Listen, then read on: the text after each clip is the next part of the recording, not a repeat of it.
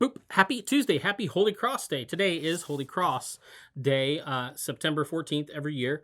And so it's interesting because there's actually two sets of readings today if you look at the daily Bible readings that are listed. Because, like I said, it's Holy Cross, but then there's a whole other set. Holy Cross is a festival day, a celebration day that we don't probably typically pay much attention to in the Methodist tradition, but our brothers and sisters in the Anglican tradition, Episcopal Church, Church of England, and the Roman Catholic Church pay probably more attention to it. Today's readings for Holy Cross are Numbers 21, 4 through 9, and Psalm 98, 1 through 5, or you could read Psalm 78, 1 through 2, and 34 through 38, and then 1 Corinthians 1, 18 through 24, and John 3, 13 through 17. If you just wanted to do the daily Bible readings today, those are Psalm 73, 21 through 28, Proverbs 25, 1 through 28, and then Colossians 3, 1 through 11, or you could read Psalm 119, 169 through 176, 1 Corinthians 13, 11 through 25, end up with Colossians. I'm going to look at Holy Cross text today and focus on the one from 1 Corinthians 1, 18 through 24.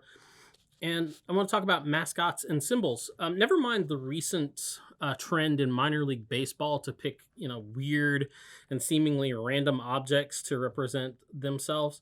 I'm looking at you, Rocket City Trash Pandas, and possibly also the Montgomery Biscuits. But, I'm sitting here in Chattanooga, and we have Louis the Lookout, so not sure what he represents. Anyway, but we love him. And don't you dare pick on him because he's ours. Anyway, but generally, that's not the way it works. People try to pick powerful and noble things to represent their team or their state or their nation. You think about the American eagle and, you like the Russian bear, right? The Chattanooga Mocs because a mockingbird, because why not? In Paul's time, it was, it was the same way. The nations had their mascots, really. For Paul, it was the mighty Roman eagle, right? That was spread its wings across the Mediterranean world and sunk its talons, into its neighbors, and it just plucked out what it wanted, and it just tossed away the things that it didn't want or didn't like.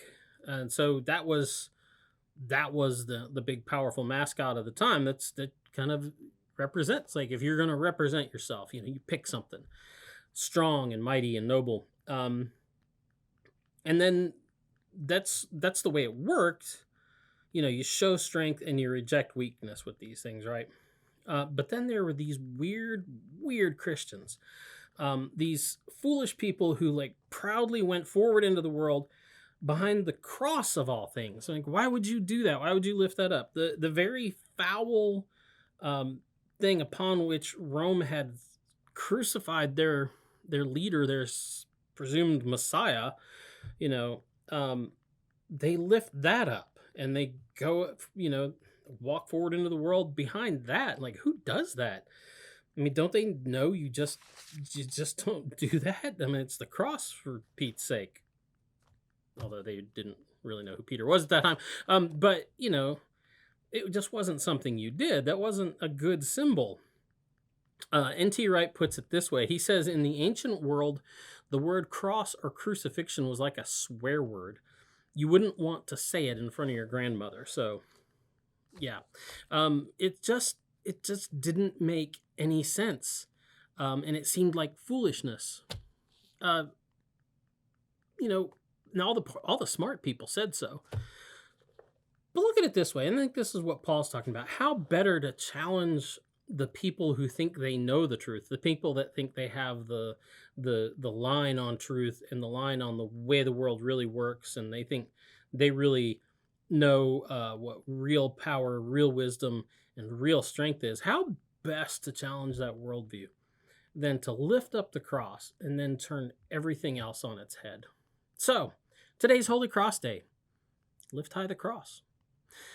That's the DBR for today. We'll be back tomorrow, so get out, enjoy the day, and we'll talk to you later. Boop.